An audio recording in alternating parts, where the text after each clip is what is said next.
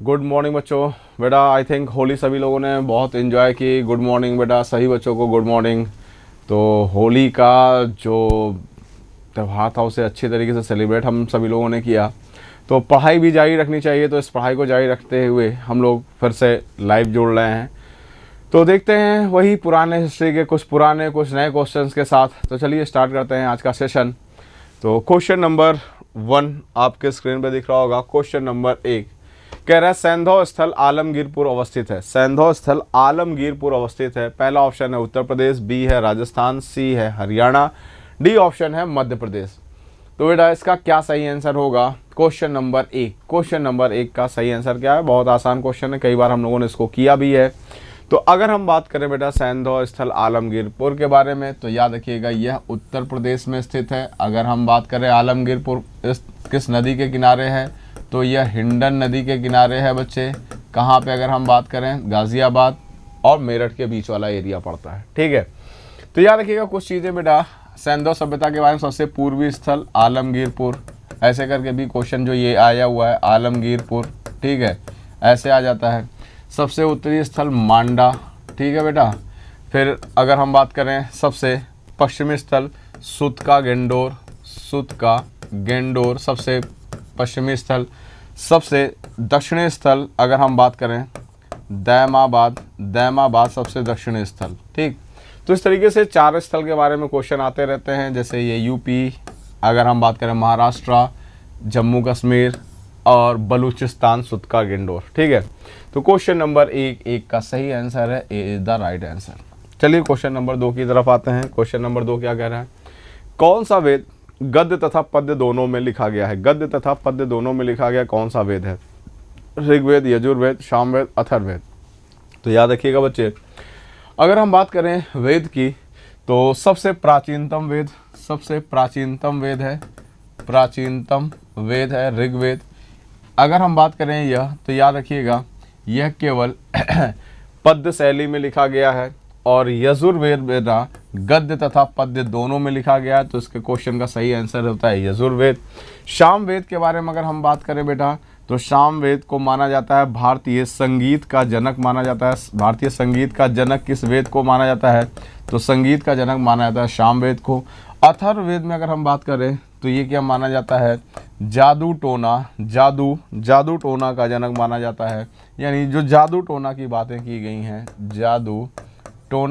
की गई हैं, वो यहीं पे बच्चे की गई हैं। ठीक है बेटा, तो इस तरीके से ये आपके वेद। और एक चीज़ और क्वेश्चन पूछ देता है बेटा, ये जो स्टार्टिंग के ये 3 वेद हैं बेटा, ये स्टार्टिंग के जो 3 वेद हैं, ये 3, इन्हें एक और नाम से जाना जाता है, वेद त्रयी के नाम से जाना जाता है। याद रखिएगा काफ़ी इंपॉर्टेंट है ये भी। क्वेश्चन ऐसे पूछेगा वेद त्रयी के नाम से कौन से जाने जाते हैं। ठीक है, ये ऋग्वेद में अगर हम बात करें बेटा 10 मंडल हैं, काफ़ी इंपॉर्टेंट है, और 1028 सूक्तियाँ हैं। ठीक है, 1028 सूक्तियाँ यानी श्लोक, और इन्हीं सूक्तियों को ऋचा भी कहा जाता है। ये भी याद रखिएगा बेटा, ऋचा यानी क्वेश्चन पूछा जाता है ऋचा का संबंध किससे है? सूक्तियों यानी श्लोक से ऋचा का संबंध है। ठीक है बेटा, तो क्वेश्चन नंबर 2 का सभी बच्चों ने सही आंसर दिया, यजुर्वेद। चलिए क्वेश्चन नंबर 3 पे आते हैं। 3 क्या कह रहा है? अयोध्या का उल्लेख प्राप्त हुआ है ऋग्वेद से, अथर्ववेद से, सी ए तथा बी दोनों से, डी ऑप्शन सामवेद से। तो आई थिंक इसको हम लोगों ने किया हुआ है। देखिए जल्दी से बता दीजिए क्वेश्चन नंबर 3 का क्या आंसर होगा। क्वेश्चन नंबर 3 का क्या आंसर होगा बेटा? ऋग्वेद, अथर्ववेद, सी ए तथा बी दोनों, D option Samaveda. Question number 3 का क्या आंसर होगा? जल्दी से कमेंट करके जवाब दीजिए, जल्दी से कमेंट करके इसका जवाब दीजिए क्वेश्चन नंबर 3 का। तो 3 में अगर हम बात करें, बिल्कुल सही बेटा, ऋग्वेद तथा अथर्ववेद दोनों में उल्लेख मिलता है किसका? अयोध्या का। ठीक है बेटा, याद रखिएगा जब महाजनपद पढ़ते हैं बेटा, महाजनपद में 16 महाजनपद में एक जनपद था कोसल। ठीक है बच्चे, इस कोसल की एक राजधानी का वर्णन मिलता है श्रावस्ती के रूप में, एक राजधानी श्रावस्ती के रूप में, तथा कहीं कहीं मिलता है इसकी एक राजधानी अयोध्या थी। ठीक है बेटा, यहाँ से भी इसको आप निकाल सकते हैं, इस तरह से भी क्वेश्चन पूछा गया है। चलिए क्वेश्चन नंबर 4 की तरफ बढ़ें।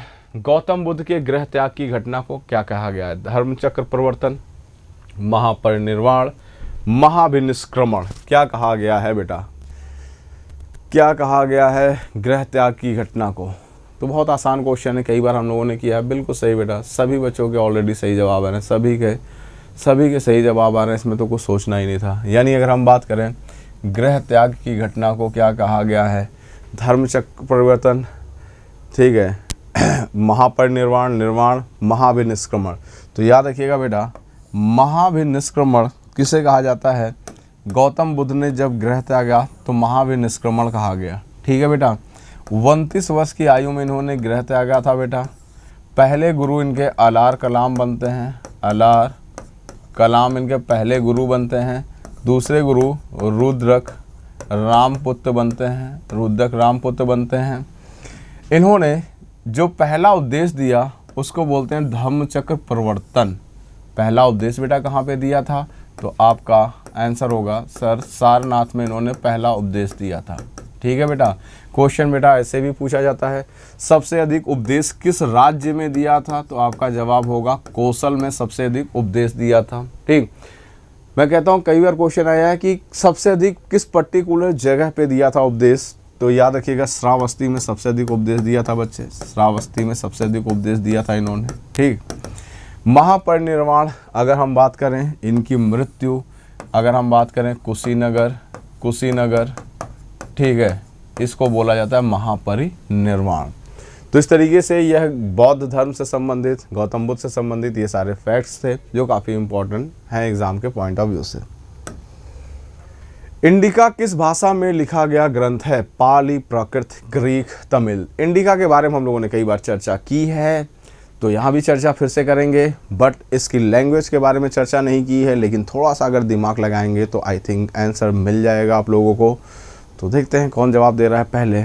तो बिल्कुल, तो अब मुझे लगता है कि अब मैं बार बार कहता हूँ कि अब बिल्कुल बच्चे हमारे बिल्कुल एक्सपर्ट हो गए हैं। ठीक है, चलो बिल्कुल सही जवाब दिया सभी ने, कुछ ने एक दो गलतियाँ की, लेकिन लगभग सभी बच्चों का सही जवाब है। यानी अगर हम बात करें बेटा ग्रीक भाषा में। ठीक, चलिए अगर हम बात करें इंडिका मेगास्थनीज से रिलेटेड कुछ फैक्ट्स। पहली चीज़ बेटा, इंडिका लिखी किसने है? मेगास्थनीज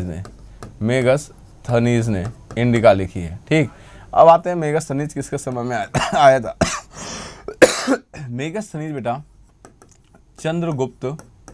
चंद्रगुप्त मौर्य के समय में आया था।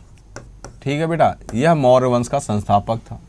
हुआ गया था कहानी में, कहानी कुछ ऐसे चलती है बेटा, कहानी कुछ ऐसे चली कि 305 BC में सेलुकस निकेटर, नाम याद रखेंगे बेटा, सेलुकस निकेटर ने आक्रमण किया किस पर? हिंदुस्तान पर। और सेलुकस निकेटर को पराजित करता है चंद्रगुप्त मौर्य। क्या करता है? इन्हें पराजित करता है। पराजित करने के बाद बेटा पहला काम करेगा, हेलेन से विवाह करेगा। बदले में विवाह करता है तो निकेटर इसको उपहार देते हैं काबुल, कांधार, हेरात, मकरान। यानी अगर हम मोटा बात कर लें बच्चे, आज का लगभग अफगानिस्तान एरिया दहेज या कह सकते हो उपहार के तौर पर किसको मिलता है? चंद्रगुप्त मौर्य को। किसने दिया? सेलुकस निकेटर ने दिया। और यही सेलुकस निकेटर है मेगास्थनीज को किसके दरबार में भेजेगा? मेगास्थनीज को किसके दरबार में भेजेगा? चंद्रगुप्त मौर्य के दरबार में। तो ये चंद्रगुप्त दरबार से रिलेटेड ये इंपॉर्टेंट फैक्ट्स। कुछ और इंपॉर्टेंट अन्य फैक्ट्स चंद्रगुप्त मौर्य से रिलेटेड बेटा जान लीजिए। 300 BC में चंद्रगुप्त मौर्य ने क्या करवाया था बेटा? पाटलिपुत्र जो इसकी राजधानी हुआ करती थी, यहाँ पर अगर हम बात करें जैन संगीति का आयोजन किया गया था। पहली जैन संगीति। यहीं पर जैन धर्म दो भागों में बढ़ता है बेटा, एक श्वेतांबर में बढ़ता है और एक दिगंबर में बढ़ता है। याद रखिएगा, काफ़ी इंपॉर्टेंट है यहाँ पे। ठीक है, श्वेतांबर को कौन आगे लीड करता है बेटा? तो श्वेतांबर को स्थूलभद्र करते हैं। श्वेतांबर किसे कहा गया बेटा? वे जैन संत जो श्वेत वस्त्र धारण करते थे उन्हें श्वेतांबर कहा जाता था। जो दिशाओं को अपना अंबर मानते थे उन्हें दिगंबर कहा गया। और इसको करता धरता थे भद्रबाहु थे। ठीक है बच्चे, यही भद्रबाहु हैं बेटा जो चंद्रगुप्त मौर्य को जैन धर्म में दीक्षित करते हैं, और कहा जाता है कि अपनी मृत्यु के समय चंद्रगुप्त मौर्य श्रवण बेलगोला, याद रखिएगा सारा चीज़ बहुत इंपॉर्टेंट है, बेलगोला में इन्होंने संलेखना विधि से अपने प्राणों को त्याग दिया था। ठीक है बेटा, तो इस बार वाले एग्जाम में जो आपका था गुप्त काल से बैक टू बैक हर सेट में क्वेश्चन मिला था, तो आई थिंक इस बार भी एंशिएंट हिस्ट्री थोड़ा सा फोकस करेगा। तो हम लोग को एंशिएंट हिस्ट्री में फोकस करने के लिए बेटा 3 ही टॉपिक है जो आप लोग को पढ़ना होता है। पहला अगर बात करें तो मौर्य, फिर उसके बाद मैं बात करूं गुप्त, जहाँ से इस बार क्वेश्चन आ चुके थे, फिर अगर मैं बात करूं तो आपका बुद्ध एवं जैन। तो ऐसा नहीं कि हम लोग गुप्त छोड़ देंगे, गुप्त को भी मतलब उसको भी रडार में लेके चलेंगे, बट आई थिंक अगर मौर्य से करें तो मौर्य ज़्यादा हम लोग के लिए कंफर्ट जोन हो जाएगा, क्योंकि यहाँ से क्वेश्चन अभी फिलहाल नहीं पूछे गए थे, इस बार पूछे जाने की संभावनाएं बनी रहेंगी। ठीक, तो ये सारी चीज़ें हैं। अगर हम बात करें 5 का सी, आचार्य चाणक्य का पूरा मूल नाम क्या था? चरक, विष्णुगुप्त, विष्णु शर्मा, चड़क। तो याद रखिएगा आचार्य चाणक्य। तो देखिए आचार्य चाणक्य के बारे में अगर हम बात करें बेटा, ये भी चर्चा हो चुकी है, विष्णुगुप्त इनका पूरा नाम था। ठीक है बेटा, क्या नाम था? विष्णुगुप्त था। आचार्य चाणक्य के बारे में यानी विष्णुगुप्त के बारे में बात करूं तो पहले ये घनानंद के दरबार में थे। घनानंद, ठीक है, घनानंद कौन है बच्चे? तो यह नंद वंश का अंतिम शासक था। पहला क्वेश्चन ऐसे हो जाता, बन जाता है। दूसरा, जब भारत पर सिकंदर आक्रमण करता है तो उस समय मगध का शासक कौन है? यानी भारत की सीमा पर जब उपस्थित होता है सिकंदर तो उस समय शासक कौन है मगध का? ये ऐसे भी क्वेश्चन आया हुआ है, कई बार आया हुआ है। ठीक है, तो उस समय शासक है आपका घनानंद। घनानंद ने घोर बेइज्जती की थी चाणक्य की। ठीक, चाणक्य ने यहाँ पे बदला लेने के लिए एक प्रतिज्ञा ली थी और इसके दरबार से जाता है तो रास्ते में चंद्रगुप्त मौर्य को उठाता है, और चंद्रगुप्त मौर्य एक ऐसे ही बालक था, उसको कुछ तो नज़र आता है चंद्रगुप्त मौर्य में, और उसे शस्त्र अस्त्र की शिक्षा देगा और फिर यही चंद्रगुप्त मौर्य को भेजेगा, घनानंद की हत्या करेगा। कौन? चंद्रगुप्त मौर्य, और इस तरीके से एक मौर्य वंश की स्थापना करेगा। विष्णुगुप्त ने किताब लिखी है अर्थशास्त्र, काफ़ी इंपॉर्टेंट है बेटा अर्थशास्त्र। ठीक है, क्वेश्चन पूछा जाता है अर्थशास्त्र किताब किस पर आधारित है, यानी बेस किस पर है? तो अर्थशास्त्र पुस्तक आधारित किस पर है बेटा? तो याद रखेंगे बच्चे, यह राजनीति पर आधारित है। किस पर आधारित है? राजनीति पर आधारित बेस बुक है। ठीक है, तो इस तरीके से चाणक्य और विष्णुगुप्त, कौटिल्य, सारा एक ही नाम है, याद रखिएगा। कौटिल्य भी इनको कहा जाता है बेटा। ठीक है, तो इस तरीके से अगर हम बात करें तो क्वेश्चन नंबर 6 का बी ऑप्शन सही हो जाता है। क्वेश्चन नंबर 7, क्वेश्चन नंबर 7 क्या है? 4 शेर एक साथ पीठ सटाए दर्शाए गए हैं, यानी 4 शेर हैं एक साथ पीठ को सटाए हैं, दर्शाए गए हैं कहाँ पे? सारनाथ स्तंभलेख, रुम्मनदेही स्तंभलेख, सी ऑप्शन, ए तथा बी दोनों, डी ऑप्शन रमपुरवा स्तंभलेख। तो क्वेश्चन नंबर 7 का क्या सही आंसर हो सकता है?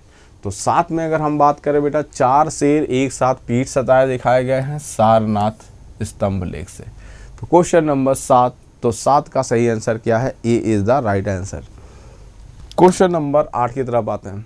महर्षि पतंजलि किस दर्शन के प्रवर्तक थे? तो बहुत आसान क्वेश्चन, चलिए बताइए। पहला है न्याय दर्शन, मीमांसा दर्शन, योग दर्शन, सांख्य दर्शन। पतंजलि, तो क्वेश्चन का आंसर क्या होगा बेटा? क्वेश्चन का आंसर बताना है। ये मान रहे हैं होली थी, होली में एंजॉय किया है आप लोगों ने, बहुतों ने उन्हें ही रंग लगाया जिनको वो बचपन से चाहते थे। ठीक है, सारी चीज़ें हैं, लेकिन आगे ये चाहत कायम रहे इसके लिए वर्दी की भी चाहत रखनी होगी। अगर नहीं रखोगे तो वर्दी की चाहत के नहीं होगी तो फिर बैंड बाजा बजेगा और आंसू आपके निकलेंगे। ठीक है, तो जल्दी से इसका जवाब दे दो बेटा, क्या होगा इसका आंसर? तो इसमें अगर हम बात करें क्या आंसर होगा तो याद रखिएगा योग दर्शन। याद रखिए, जैसे अगर हम बात करें, आपने देखा होगा पतंजलि योग दर्शन, रामदेव बाबा, पतंजलि ऐसे करके आता है, तो वो क्या है, योग दर्शन। तो ये बेटा मोहम्मद साहब के बचपन का क्या नाम था, मोहम्मद साहब के बचपन का क्या नाम था, जल्दी से बता दीजिए, बहुत आसान क्वेश्चन है ये सब, ठीक है। मोहम्मद साहब के बचपन का क्या नाम था बेटा, क्वेश्चन नंबर 9, मोहम्मद साहब के बचपन का क्या नाम था बेटा, मोहम्मद साहब के बचपन का क्या नाम था। अल अमीन, हीरा, रसूल, नबी। तो कोई लोग रसूल पे भी जा रहे हैं, कुछ लोग नबी पे भी जा रहे हैं, बात तो बिल्कुल सही कह रहे हो बेटा, नबी भी कुछ लोग कहते हैं, रसूल भी कहते हैं, बट मैं पूछ रहा हूँ उनके बचपन का नाम। तो याद रखिएगा अल अमीन इनके बचपन का नाम था।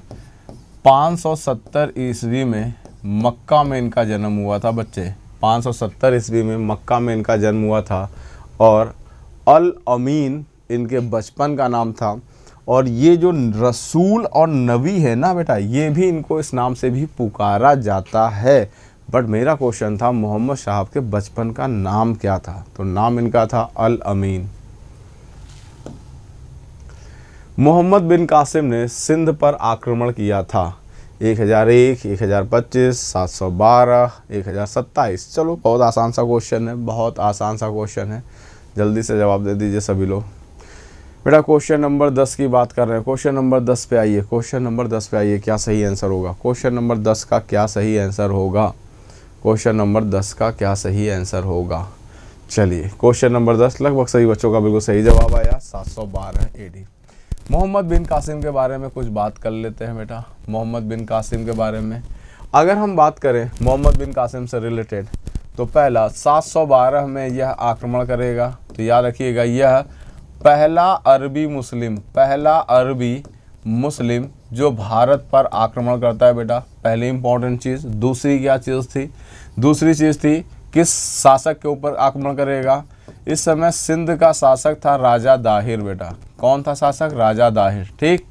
इसकी राजधानी क्या थी, इसकी राजधानी अरोर हुआ करती थी। सारी चीज़ें पूछी गई हैं। अब यहाँ राजा दाहिर युद्ध पराजित होगा और मार दिया जाएगा। तो अब कुछ समय के लिए ये यहाँ पे रुकेगा मोहम्मद बिन कासिम। तो पहली बार क्या होगा बेटा, यहाँ पे कर लगाया जाएगा, जजिया कर। तो क्वेश्चन क्या पूछा जाता है, भारत में जजिया कर सबसे पहली बार किसने लगाया, तो मोहम्मद बिन कासिम ने लगाया था पहली बार, ठीक। यहाँ हम अरबियों से क्या क्या सीखेंगे, हम यहाँ अरबियों से ऊँट पालन सीखते हैं बेटा। क्या सीखते हैं, ऊँट पालन सीखते हैं। हम यहाँ अरबियों से खजूर की खेती करना सीखते हैं, खजूर की खेती। अरबियों से हम लोगों ने मानसून जैसा शब्द सीखा, मानसून जैसा शब्द, मानचित्र जैसी चीज़ें हम लोगों ने सीखी। बदले में हम लोगों ने अरबियों को क्या दिया, हम लोगों ने दशमलव दिया था, दशमलव दिया था बेटा, ठीक, दशमलव दिया था। तो ये सारी इंफॉर्मेशन मोहम्मद बिन कासिम जो 712 में हिंदुस्तान पर आक्रमण करता उससे रिलेटेड। चलिए जो यहाँ पे बात कर रहा है 1001, तो ये महमूद गजनवी आक्रमण किस पे करेगा, महमूद गजनवी आक्रमण करता है राजा जयपाल पर, ठीक है बच्चे। और राजा जयपाल क्या कर लेते हैं, आत्महत्या कर लेते हैं। तो महमूद गजनवी के आक्रमण से परेशान होकर आत्महत्या करने वाला शासक कौन था, जयपाल था। कहाँ का शासक था, यह कह सकते हो पेशावर वाले बेल्ट का शासक हुआ करता था। 1025 कहाँ पर बेटा, सोमनाथ मंदिर पर आक्रमण कौन करता है, महमूद गजनवी करता है, महमूद गजनवी करता है बेटा, ठीक। फिर अगर मैं बात करूं यहाँ का शासक कौन था, यहाँ का शासक था भीमदेव। कौन शासक था, भीमदेव शासक था यहाँ पे, ठीक है। और सोमनाथ मंदिर को लूटा जाएगा। 1027 में बेटा याद रखिएगा, 1027 में महमूद गजनवी आखिरी बार आक्रमण करेगा। किसके अगेंस्ट में आक्रमण करेगा, जाटों को पराजित करता है या जाटों पर आक्रमण करता है, ठीक। याद रखिएगा ये सारे के सारे मोस्ट इम्पॉर्टेंट अटैक हैं भारत पे, ठीक है। यहाँ ईयर के साथ याद कर लीजिएगा बेटा, ईयर के साथ क्वेश्चन आपको मिल जाएगा एग्जाम में, ठीक है। तो आप ईयर के साथ इसको पढ़ेंगे। क्वेश्चन नंबर 10 के बाद आते हैं क्वेश्चन नंबर 11 पे। अल बरूनी की प्रसिद्ध पुस्तक कौन सी है, अल बरूनी की प्रसिद्ध पुस्तक कौन है, तुगलकनामा, नूसिपिहर, आशिका, क्या है, जल्दी से बताइए। क्वेश्चन नंबर 11 अल बरूनी की प्रसिद्ध एक पुस्तक है, हर बार हम लोग चर्चा करते हैं। क्वेश्चन नंबर 12 अल बरूनी की प्रसिद्ध पुस्तक का नाम क्या है? क्वेश्चन नंबर 12 क्या होगा? क्वेश्चन नंबर 12 का क्या होगा बेटा? क्वेश्चन नंबर 12 का क्या होगा? देखो, अगर मैं बात करूं तुगलकनामा, नूह सिपीहर, आशिका, ये किसके द्वारा लिखी गई है? ये सारी किताबें अमीर खुसरो के द्वारा लिखी गई हैं। अमीर खुसरो के द्वारा लिखी गई हैं। ठीक है बच्चे, अमीर खुसरो याद रखिएगा। किसके दरबार से संबंधित था अमीर खुसरो? तो याद रखिएगा अलाउद्दीन खिलजी।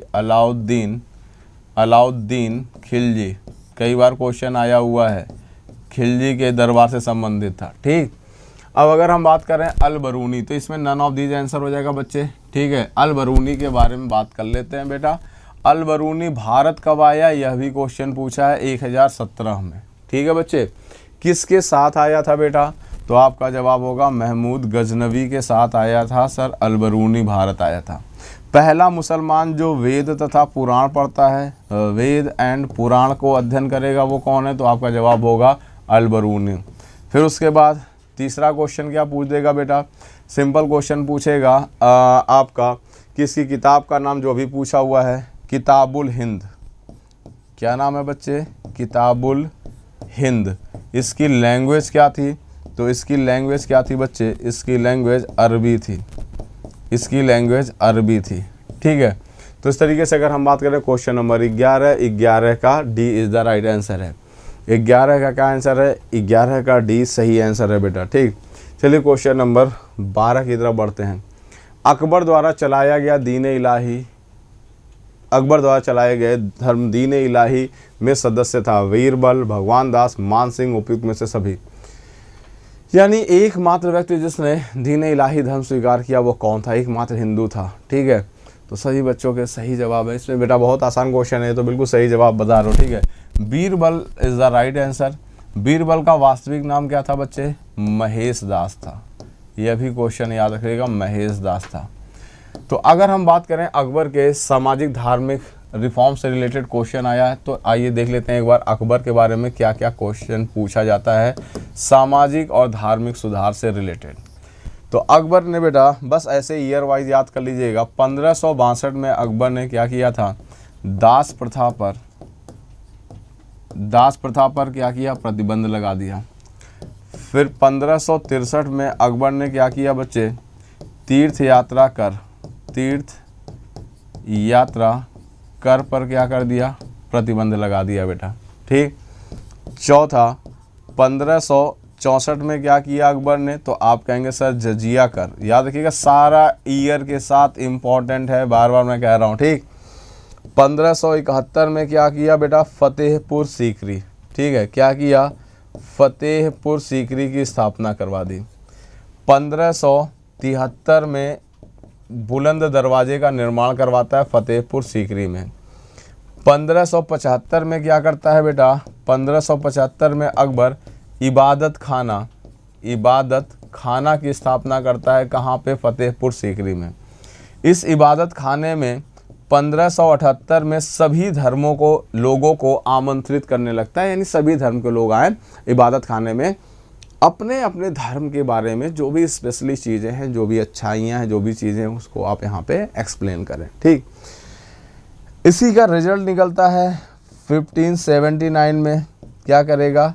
यह महजरनामा की घोषणा करेगा। महजरनामा याद रखिएगा, महजरनामा। ठीक है, और इसी महजरनामा के बाद बच्चे 1582 में यह दीन इलाही धर्म चलाएगा। दीन इलाही धर्म चलाएगा, और इस दीन इलाही धर्म को स्वीकार करने वाला पहला हिंदू था बीरबल था। ठीक है बच्चे, और 1583 में यह क्या करता है बच्चे?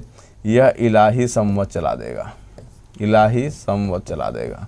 तो बेटा जितने फैक्ट्स मैंने लिखे हैं ईयर के साथ, वो फैक्ट्स आपको एनी हाउ याद होने चाहिए। मोस्ट इम्पॉर्टेंट है, इसमें कोई तोड़ नहीं है आपको, कोई इसमें कोई शॉर्ट ट्रिक ऐसा नहीं, कुछ भी कर सकते हो। ठीक है, ये आपको पढ़ना ही पड़ेगा। शेर शाह सूरी का मूल नाम क्या था बेटा? शेर शाह सूरी का मूल नाम क्या था? तो पहला Farid, B Hasan, C option है शेर खां, डी ऑप्शन है उपयुक्त में से सभी। तो शेर शाह सूरी का मूल नाम क्या था बेटा? जल्दी से कमेंट करके बताइए शेर शाह सूरी का मूल नाम क्या था। जल्दी से कमेंट करिए भाई। शेर शाह सूरी क्वेश्चन नंबर 13 हम लोग कर रहे हैं बेटा। क्वेश्चन नंबर 13 पे आइए, क्वेश्चन नंबर 13 पे आए बच्चे, ठीक है। शेर शाह सूरी के बारे में बात करनी है। चलिए, सही जवाब, बिल्कुल सही जवाब, सही बच्चों ने, बहुत आसान क्वेश्चन है, फरीद खां। ठीक, अब अगर हम बात करें बेटा शेर शाह सूरी के बारे में, ठीक, तो शेर शाह सूरी से रिलेटेड कुछ चीज़ें। फरीद खां इसके बचपन का नाम था, फरीद खां बचपन का नाम था बेटा। और अगर हम बात करें हसन खां इनके अब्बू का नाम था, ठीक है। कहा जाता है बहार खां ने इसे नाम क्या दिया था, शेर खां, ठीक है बेटा। और फिर अगर हम बात करें शेर खां के बारे में, शेर शाह सूरी के बारे में, 1539 में शेर शाह सूरी ने एक युद्ध लड़ा था, बैटल ऑफ चौसा। याद रखिएगा, सारी चीज़ें इंपॉर्टेंट है। हराया किसे था, हुमायूं को हराया था बेटा, ठीक। और इसी में सुल्तान भी घोषित करता है। 1540 बैटल ऑफ बिलग्राम या बैटल ऑफ कन्नौज कई नाम से जाना जाता है। किसे हराया, हुमायूं को पराजित किया। स्थापना क्या की, सूर डायनेस्टी की। अगर हम बात करें शेर शाह सूरी ने अशरफ नामक क्या लाया था बेटा, स्वर्ण सिक्का, सोने के सिक्का चलाया अशरफ नाम का। इसने रुपया चलाया, याद रखिएगा सारी चीज़ें मैं बार बार कह रहा हूँ, बहुत इंपॉर्टेंट है। रुपया नाम का क्या चलाया, रुपया किसका चलाया था बेटा, अगर हम बात करें रुपया चांदी के सिक्के को चलाया था। रुपया नाम दिया था किसके सिक्के का, चांदी के।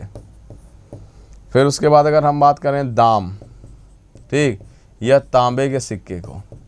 फिर अगर हम बात करें इसके बारे में कुछ और इम्पोर्टेंट चीज़ बेटा, तो मलिक मोहम्मद जायसी, याद रखिएगा जायसी, जो लिखते हैं पद्मावत जिन्होंने लिखा, वह इसके दरबार में थे, ठीक है बेटा।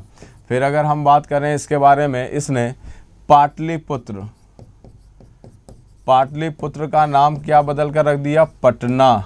देख लीजिएगा, काफ़ी इंपॉर्टेंट है सारे फैक्ट्स इसके बारे में।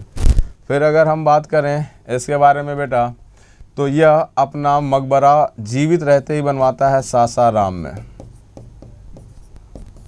ठीक, बिहार में है सासाराम, ठीक। तो ये सारी चीज़ें किससे रिलेटेड हैं, ये सारी चीज़ें फरीद खां यानी शेर खां से रिलेटेड हुई। चलिए क्वेश्चन नंबर 13 के बाद क्वेश्चन नंबर 14 की तरफ बढ़ते हैं। अकबर के 9 रत्नों में प्रसिद्ध वीरबल की उपाधि क्या थी, वीरबल की उपाधि क्या थी, कवि प्रिय, कविराज, ब्रह्मा, इनमें से सभी। तो याद रखिएगा कवि प्रिय अकबर के 9 रत्नों में से एक इनकी कवि प्रिय उपाधि थी वीरबल की। 9 रत्नों में अगर हम बात करें बेटा, 9 रत्नों में इम्पोर्टेंट कौन कौन से थे, तो वीरबल इम्पोर्टेंट है। वीरबल के बारे में अगर हम बात करें तो पहली चीज़ महेश दास इनका नाम हुआ करता था बच्चे, ठीक। दीने इलाही धर्म स्वीकार करने वाले थे और इनको क्या बोला जाता था, कवि प्रिय, ठीक। दूसरा अगर हम बात करें तानसेन इम्पोर्टेंट है। तानसेन के बारे में अगर हम बात करें तो इनका नाम था रामतनु पांडे इनका नाम था पूरा बेटा। यह रीवा के शासक के दरबार में थे, ठीक। और अगर हम बात करें, इन्होंने मियाँ मल्हार और मियाँ ठोडी नामक 2 राग को बनाया था। यह इस्लाम स्वीकार कर लेते हैं, ठीक है बच्चा। फिर उसके बाद अगर हम बात करें अब्दुल रहीम अब्दुल रहीम, ठीक है बेटा, ये वही रहीम है, ठीक है, जो काफ़ी फेमस है हिंदी में, अब्दुल रहीम, ठीक। अब्दुल रहीम को एक उपाधि दी जाती है खाना की गुजरात विजय के बाद, ठीक। फिर उसके बाद अगर हम बात करें 9 रत्नों में बेटा, तो 9 रत्नों में टोडरमल ने क्या बनाया था, आइन ए दहशाला बनाया था बेटा, ठीक है। ये जब्त व्यवस्था भी मानी जाती है। और अगर हम बात करें इसके बाद मान सिंह, ठीक।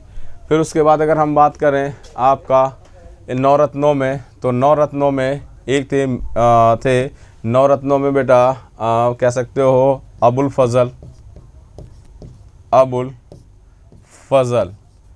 अबुल फजल ने क्या लिखा था, आईने अकबरी लिखा था। सारी चीज़ें मोस्ट इम्पॉर्टेंट है, आईने अकबरी, ठीक है, किसी भी तरीके से अकबरी याद कर लीजिए, रट्टा मार लीजिए, और अकबरनामा भी इन्होंने लिखा था।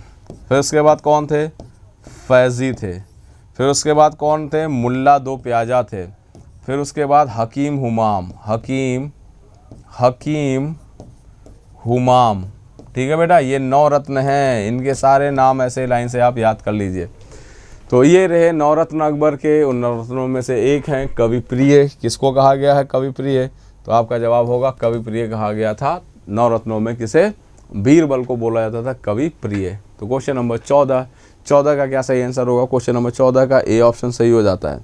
चलिए क्वेश्चन नंबर 14 के बाद क्वेश्चन नंबर 15 पे आते हैं। क्वेश्चन नंबर 15 क्या बताता है बेटा? निम्नलिखित में से किसे मराठा साम्राज्य का द्वितीय संस्थापक माना जाता है? चलिए बहुत अच्छा क्वेश्चन है। किसे मराठा साम्राज्य का द्वितीय संस्थापक माना जाता है? ताराबाई, बाजीराव प्रथम, बाजीराव द्वितीय, बालाजी विश्वनाथ। किसे माना जाता है? किसे माना जाता है संस्थापक? किसे माना जाता है बेटा? जल्दी से बता दिए क्वेश्चन नंबर 15 का। कुछ लोग बाजीराव प्रथम, नहीं बेटा, चलो जल्दी से बताइए। चलिए बिल्कुल, कोई लोगों ने स्टार्टिंग में गलत जवाब दिया, फिर सही जवाब दिया, बालाजी विश्वनाथ। बालाजी विश्वनाथ बेटा। 1857 की क्रांति के दौरान झांसी का नेतृत्व किया था। बहुत आसान सा क्वेश्चन है, इसका मेरे ख्याल से किसी का तो सपने में भी सोच रहोगे तो भी सपने में भी सही कर दोगे इसको। ठीक है, 1857 झांसी का नेतृत्व किसने किया था? Birjis Qadir, Begum Hazrat Mahal, B option Lakshmibai. ठीक है, C option, D option Lakshmibai. तो लक्ष्मीबाई बिल्कुल सही है। लक्ष्मीबाई यानी झांसी का दमन करने के लिए कौन से गए थे बेटा? ह्यूरोज गए थे। और ह्यूरोज ने एक स्टेटमेंट दिया था, क्वेश्चन पूछा भी था। ह्यूरोज ने कहा था कि जितने भी ये लड़ाके थे, जिन्होंने लड़ाई लड़ी, जिन्होंने 1857 का विद्रोह किया, इन विद्रोहियों में सबसे बहादुरी से अगर कोई लड़ा तो वो थी लक्ष्मीबाई। ठीक है, ये क्वेश्चन भी आया हुआ है। ठीक है, किसके बारे में कहा था? लक्ष्मीबाई के बारे में कहा जाता है।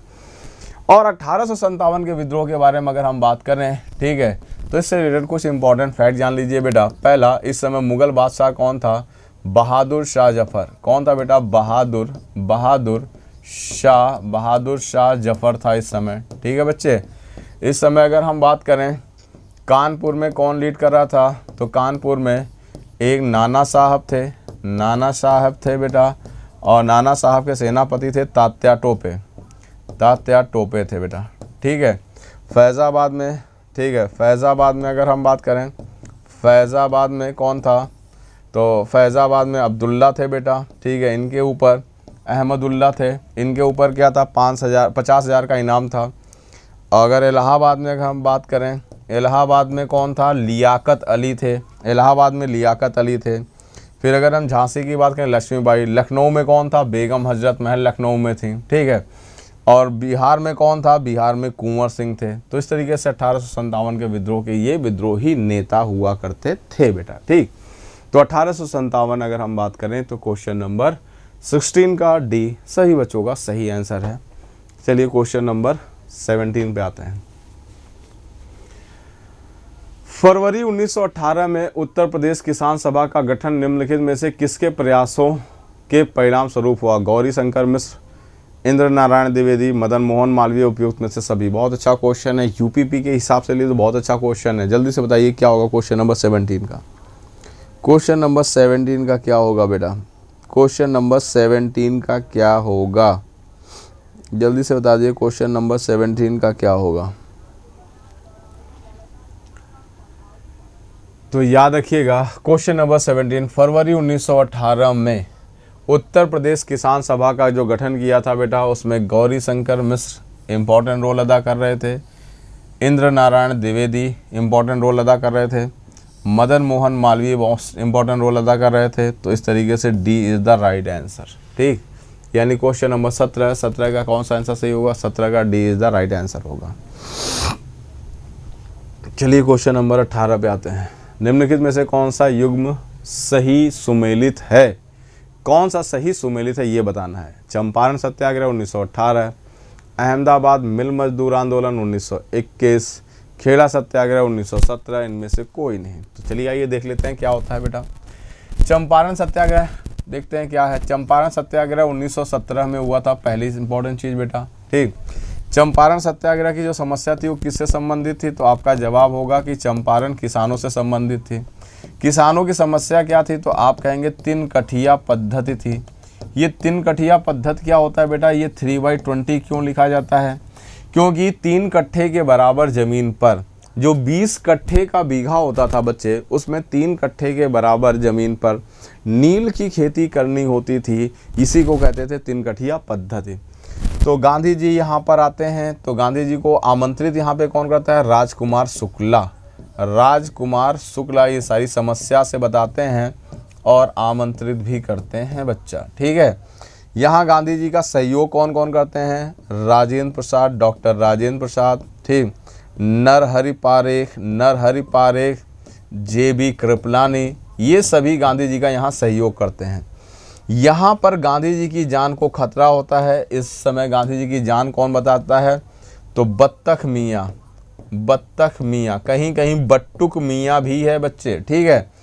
तो बस याद रखिएगा, ये काफ़ी ट्रेंडिंग वाला क्वेश्चन है। और गांधी जी का यह सत्याग्रह सफल हुआ और तभी महात्मा की उपाधि देते हैं। कौन? महात्मा की उपाधि देते हैं बेटा, अगर मैं बात करूं, रविन्द्रनाथ टैगोर, ठीक है बच्चे। तो क्वेश्चन नंबर 18 का ये तो गलत हो गया बेटा। अहमदाबाद मिल आंदोलन, अहमदाबाद मजदूर आंदोलन देख लेते हैं। अहमदाबाद मजदूर आंदोलन कब स्टार्ट हुआ? 1918 में। ये समस्या किससे संबंधित थी? प्लेग बोनस से संबंधित थी। मजदूर कितने प्रतिशत बोनस की मांग कर रहे थे? तो आप कहेंगे 50%। नहीं दिया जा रहा था, तो यहाँ गांधी जी आते हैं और गांधी जी यहाँ पे क्या करेंगे? भूख हड़ताल। क्या करेंगे बच्चे? भूख हड़ताल। भारत में गांधी जी के द्वारा की गई यह पहली भूख हड़ताल थी, यानी भारत के अंदर गांधी जी ने पहली बार भूख हड़ताल कब की? तो 1918 में अहमदाबाद में की। यह सफल हो गया। किसानों को मजदूरों को 35% राशि वापस करने पर सहमति बन भी गई। तो यहाँ पे लिखा हुआ था 1918-21, तो यह भी गलत हो गया। खेड़ा सत्याग्रह 1917, तो यह बिल्कुल सही है। खेड़ा सत्याग्रह कहाँ हुआ था? गुजरात में। यहाँ भी किसानों से संबंधित मैटर था बेटा, ठीक। क्वेश्चन नंबर 18 का सी इज द राइट आंसर। तो सभी बच्चे बिल्कुल सही, सी इज द राइट आंसर। चलिए क्वेश्चन नंबर 1915 हिंदू महासभा की स्थापना की थी। कहाँ की गई थी? नासिक, उज्जैन, हरिद्वार। तो बहुत आसान क्वेश्चन है, जल्दी से बता दिए, इसको हम लोगों ने किया हुआ है बेटा, जल्दी से बता दिए। क्वेश्चन नंबर 19, क्वेश्चन नंबर 19 जल्दी से बता दीजिए। क्वेश्चन नंबर 19, क्वेश्चन नंबर 19 का क्या आंसर होगा? किसने की थी?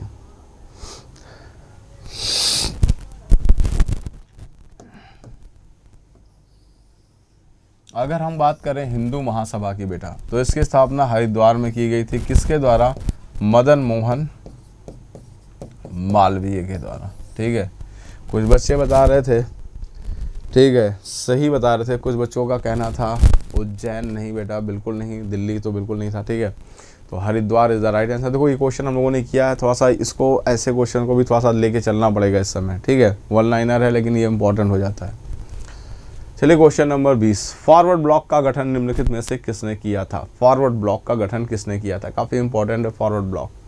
सुभाष चंद्र बोस, रास बिहारी बोस, एम.एन. मजूमदार, इनमें से सभी। फॉरवर्ड ब्लॉक की स्थापना के पीछे अगर हम बात करें सुभाष चंद्र बोस का हाथ था, तो चलिए सुभाष चंद्र बोस से रिलेटेड कुछ इंपॉर्टेंट फैक्ट्स पे चर्चा कर लें बच्चे। पहला चीज, सुभाष चंद्र बोस के राजनीतिक गुरु कौन थे? याद रखिएगा, C.R. दास। C.R. दास इनके राजनीतिक गुरु थे बच्चा। 1938 यह कांग्रेस के अधिवेशन के अध्यक्ष बनते हैं। कहाँ पे? हरिपुरा। हरिपुरा के बाद 1939 कांग्रेस का सेशन होता है त्रिपुरी। त्रिपुरी में यह किसको हरा देते हैं बेटा? यह पट्टाभी सीतारमैया को हरा देते हैं। और यहीं पर गांधी जी एक स्टेटमेंट दे देते हैं, यह पट्टाभी सीतारमैया की हार नहीं है, यह गांधी की निजी हार है। यानी यार आपने बहुत बड़ा स्टेटमेंट दे दिया। अब दबाव किसके ऊपर पड़ा? अब दबाव सुभाष चंद्र बोस के ऊपर पड़ा कि आपको त्यागपत्र देना होगा। तो 1539 में ही सुभाष चंद्र बोस ने एक स्थापना कर ली फॉरवर्ड ब्लॉक की, ठीक है बेटा। और फिर इनको नज़रबंद किया गया, ये भागते हैं, भाग कर जाते हैं जर्मनी, जर्मनी से फिर पहुंचते हैं जापान, जापान से फिर 1943 आज़ाद हिंद फौज। ठीक है बेटा, तो इस तरीके से अगर हम बात करें, ये सुभाष चंद्र बोस से रिलेटेड सारे फैक्ट्स थे।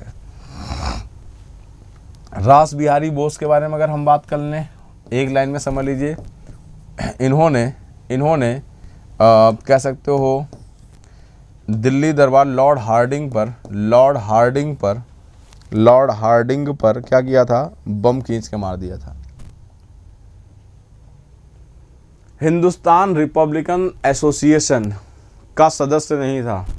राम प्रसाद बिस्मिल, भगत सिंह, लाला हरदयाल, चंद्रशेखर आजाद। बहुत आसान क्वेश्चन है, जल्दी से बता दो इसका बेटा।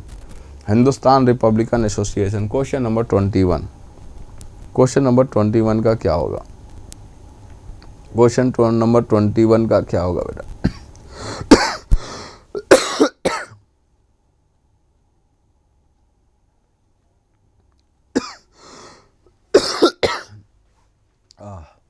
देखिए याद रखिएगा, लाला हरदयाल बेटा, लाला हरदयाल के बारे में अगर मैं बात करूं बेटा, तो लाला हरदयाल का संबंध किससे था? लाला हरदयाल का संबंध था गदर मूवमेंट से, यानी सैन फ्रांसिस्को गदर मूवमेंट से लाला हरदयाल का संबंध था। राम प्रसाद बिस्मिल, भगत सिंह, चंद्रशेखर आज़ाद, इन्होंने क्या किया था बेटा? इन्होंने कानपुर में एक संगठन बनाया था, हिंदुस्तान रिपब्लिकन एसोसिएशन। याद रखिएगा, भगत सिंह इसमें मतलब लीडिंग रोल में नहीं थे, लेकिन यही जब हिंदुस्तान सोशलिस्ट रिपब्लिकन एसोसिएशन होगा बेटा, दिल्ली में स्थापना की जाएगी, तो भगत सिंह उसमें लीडिंग रोल में आएंगे। और हिंदुस्तान रिपब्लिकन एसोसिएशन के द्वारा सबसे बड़ा कांड कौन सा किया जाएगा? सबसे बड़ा कांड किया जाएगा बेटा वो ये था कि इन लोगों ने 8 डाउन ट्रेन काकोरी में लूट ली थी। काकोरी कांड किया था इन लोगों ने, ठीक है, इस यूनियन के सदस्यों ने। और इसके बाद 34 लोगों को अप्रॉक्स गिरफ्तार किया गया था, जिसमें बिस्मिल, अशफाकुल्ला खां, फिर अगर हम बात करें कई लीडर्स को क्या हुआ था, फांसी दी गई थी, ठीक है, राजेंद्र लहड़ी को फांसी दी गई थी, सभी लोगों को फांसी दे दी गई थी।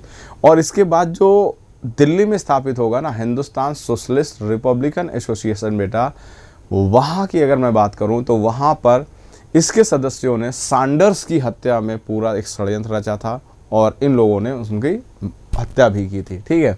वहाँ पर भगत सिंह काफ़ी लीडिंग रोल में आते हैं। तो यहाँ पे लाला हरदयाल जो है बेटा ये नहीं थे, ठीक। काकोरी कांड, लो आ ही गया काकोरी कांड, ठीक है। कब हुआ? 9 अगस्त 1925, 9 अगस्त 1924, 8 अगस्त 1924, 8 अगस्त 1928। चलो जरा बता ही दो किस अगस्त को हुआ था। अगस्त बहुत आ गया बेटा, तो जल्दी से बता दो कब हुआ था।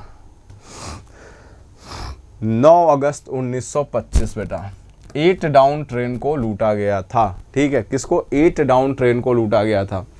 बिस्मिल, राजेंद्र लहड़ी, अशफाकुल्ला, ठीक है, इन सभी लोगों को यहाँ पे फांसी दी गई थी इस काकोरी कांड के लिए।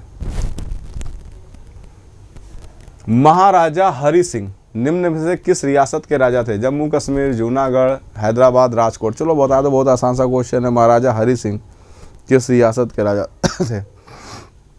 जम्मू कश्मीर के रियासत के राजा थे। याद रखिएगा, महाराजा हरि सिंह का एक सब मतलब ऐसा मानना था कि महाराजा हरि सिंह एक फ्री स्टेट बनाना चाहते थे, जम्मू कश्मीर को फ्री कंट्री बनाना चाहते थे। तो इसमें कभी वो हिंदुस्तान की तरफ आना है, कभी नहीं आना है, कभी पाकिस्तान के पक्ष में जाना है। तो जब फाइनली पाकिस्तान के कबाइलियों ने, सो कॉल्ड कबाइली लोग, लेकिन कहा जाता है कि पाकिस्तान आर्मी का इन्वॉल्वमेंट था इसमें ज़्यादा, जब उन्होंने अटैक किया तब महाराजा हरि सिंह ने क्या हुआ था, वो ट्रीटी पे संधि की थी, जिस ट्रीटी में कहा गया था कि कश्मीर जो होगा हिंदुस्तान का एक पार्ट होगा। और इसी में कहा गया था कि 370 जैसा एक प्रोविज़न लाया जाएगा, जिसको मोदी जी ने समाप्त करा दिया, ठीक है। तो ये महाराजा हरि सिंह के समय सारी डील हुई थी बेटा, ठीक।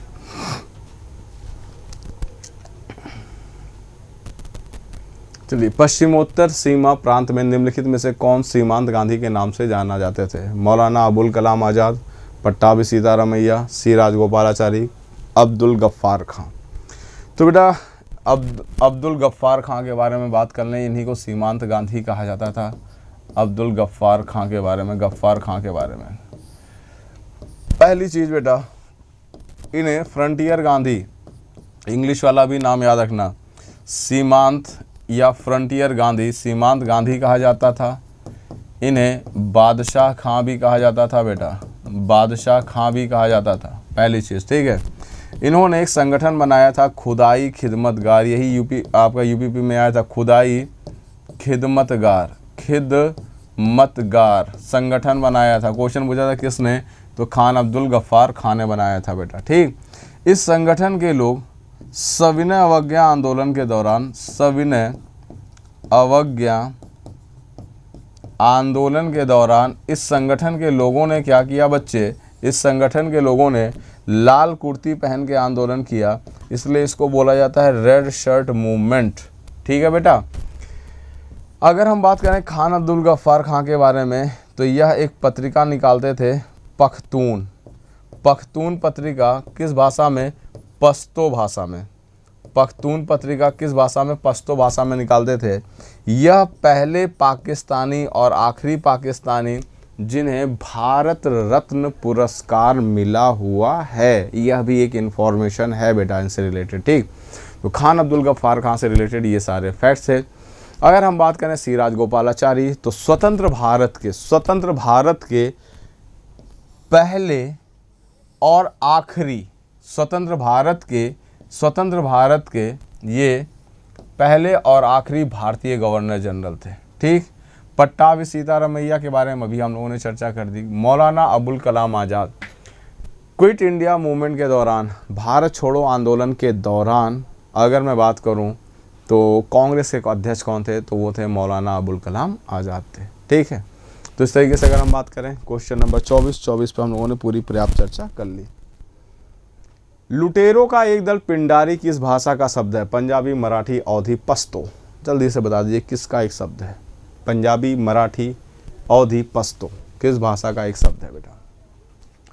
क्वेश्चन नंबर 25 का क्या होगा आंसर, तो सभी बच्चों का बिल्कुल सही बेटा। अगर मैं बात करूं, यह एक मराठी शब्द है, यानी मराठी भाषा का एक शब्द है, ठीक है। चलिए आपके लिए दिवाली महाधमाका डिस्काउंट ऑफर बेटा जो चल रहा है सभी ऑनलाइन कोर्सेज पर आपको ये दिवाली नहीं बेटा, होली जो ऑफर चल रहा है, ठीक है। तो इस पे 90% अप टू 90% का क्या है डिस्काउंट है बेटा, ठीक है, प्लस 3 मंथ्स एक्स्ट्रा वैलिडिटी। तो ये तो बिल्कुल कह सकते हो कि गोल्डन अपॉर्चुनिटी है, क्योंकि 90% discount plus 3 month extra validity अगर आपको होली पर मिल रहा है, तो ये उत्कर्ष परिवार ही ऐसा कर सकता है, क्योंकि आपको पता है कि उत्कर्ष हमेशा स्टूडेंट्स के फेवर की बात करेगा। मिनिमम फीस हो, चाहे वो गुणवत्तापूर्ण शिक्षा की बात हो, इन सभी मुद्दों पर उत्कर्ष का कोई तोड़ नहीं है बेटा। तो आई होप आप सभी जल्द से जल्द इस सभी ऑफर्स का लाभ उठाएंगे, क्योंकि 90% डिस्काउंट के बाद बचता ही कितना होगा, ठीक है बेटा। तो वो भी सारे कोर्सेज़ पे, तो जो भी कोर्सेज़ आप लेना चाहें तो उसका आप भरपूर यूज़ कर सकते हैं। तो फिर मुलाकात करेंगे नेक्स्ट क्लास में, तब तक के लिए नमस्कार, धन्यवाद बच्चों।